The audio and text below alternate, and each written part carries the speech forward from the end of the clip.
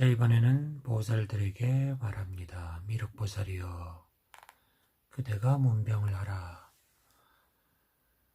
저는 못하겠습니다. 왜냐하면 저는 예전에 도솔천왕과 그의 권속들, 전에 천신들에게 보살들의 불퇴전의 경지에 관해 설명하고 있었습니다.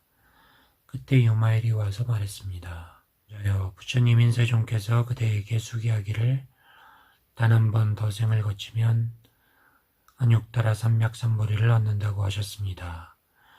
그런데 어느 생에 수기를 얻은 것입니까?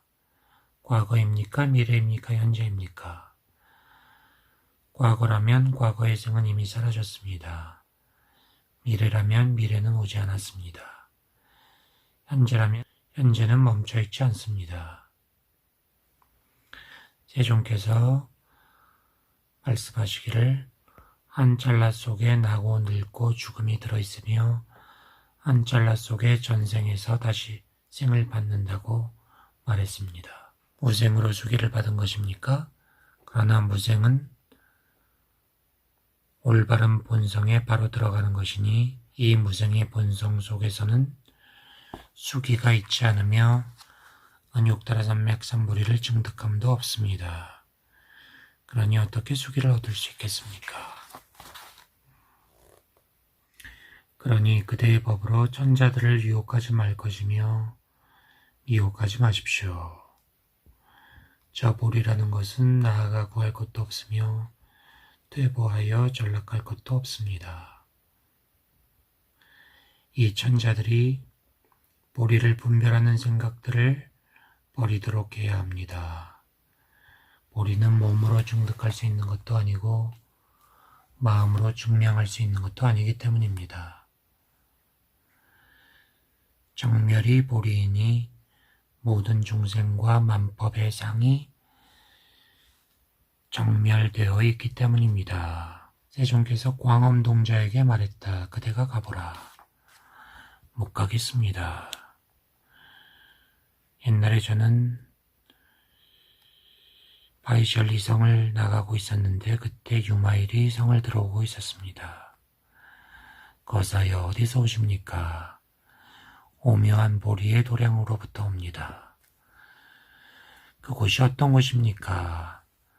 순박하고 솔직한 마음의 도량이 오묘한 보리이니 그러한 마음에는 거짓이 없기 때문입니다. 그래서 지세보살에게 말씀하셨다. 그대가 문병하거라.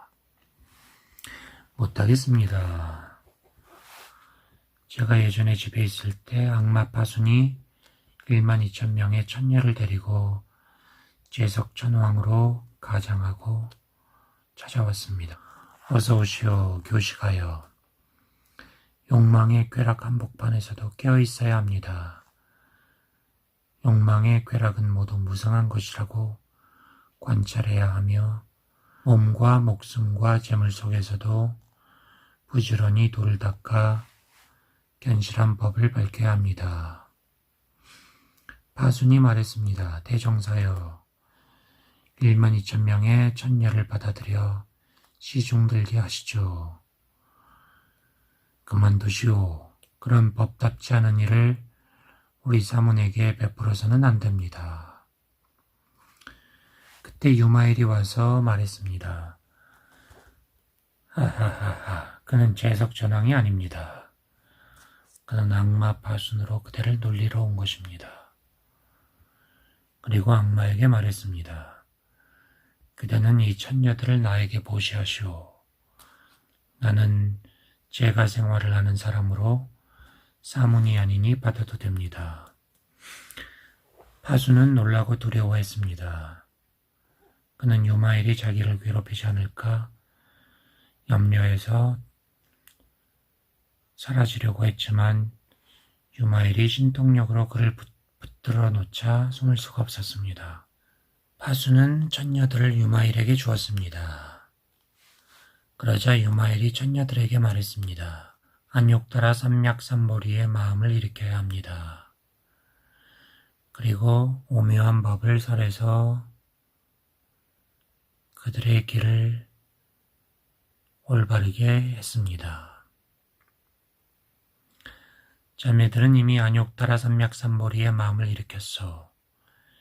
이제는 대법원의 즐거움을 즐길 수 있으니 다시는 오욕의 쾌락을 즐기지 마시오.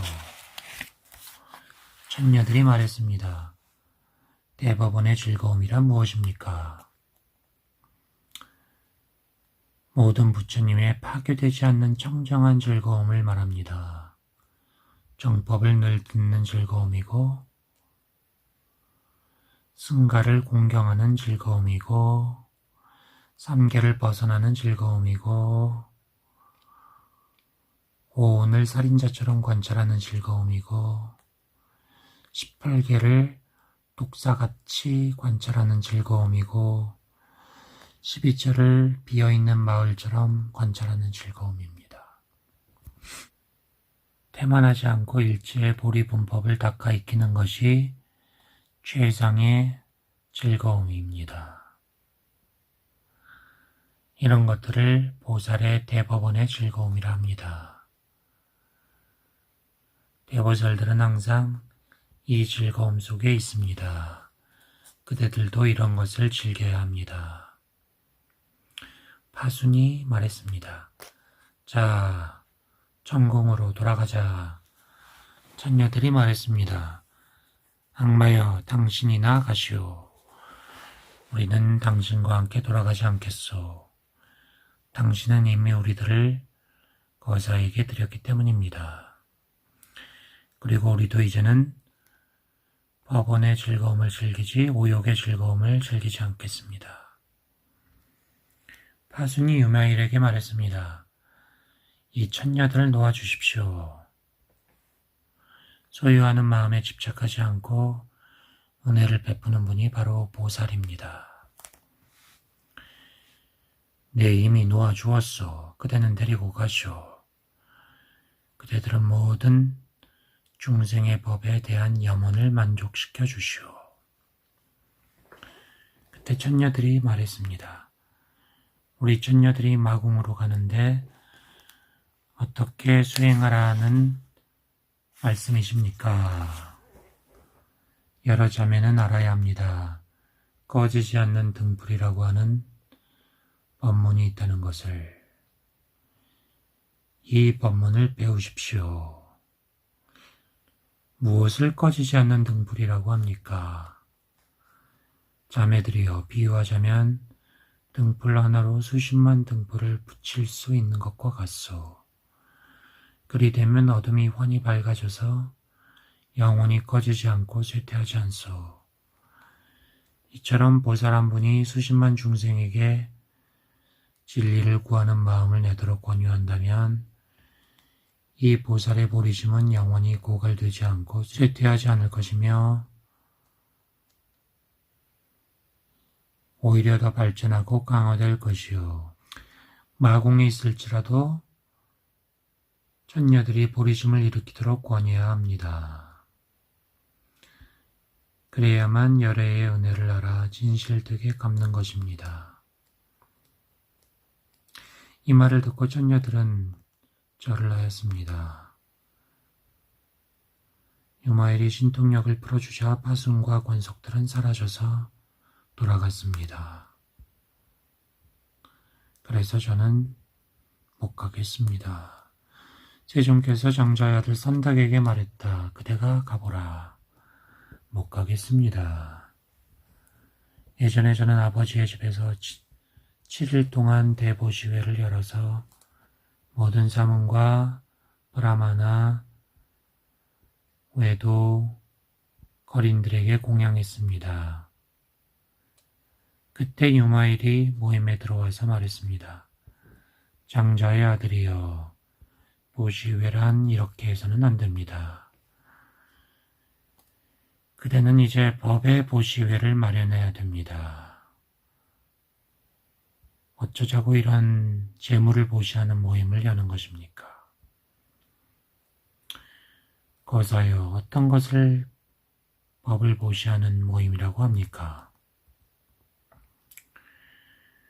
법 보시는 시작도 없고 끝도 없이 단 한순간에 모든 중생의 성숙을 위해서 공양하는 것이니 무상보리의 실천으로 대자대비를 야기하는 것이며 10만금의 가치가 있는 보석 목걸이를 바쳤습니다.